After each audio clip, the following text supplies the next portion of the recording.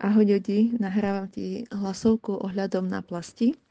Na plaste dávame mojej tete, ona je 4 roky po mozgovej príhode a najviac jej to postihlo ako keby jej tú mentálnu časť a pomaličky tak mentálne odchádza a je slabšia vo vnímaní sveta. Najväčší problém bol to, že ona sa stále opakovala. Ona celý deň dokázala opakovať jednu a tú istú vetu a vydávala rôzne zvuky a posledné týždne aj začala vlastne bez dôvodu kričať. Tak najprv som jej začala lepiť tú základnú Liberty a k tomu som jej dala Focus. A teraz jej dávam ešte Peace a Joy.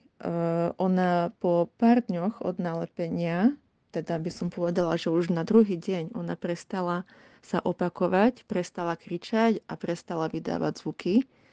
A dokonca mohla ostať sama 2 hodinky doma, čo za posledné roky sa nemohlo stať, lebo proste buď vystrajala, alebo nám utekala z domu. Takže je to veľký posun a tešíme sa z toho.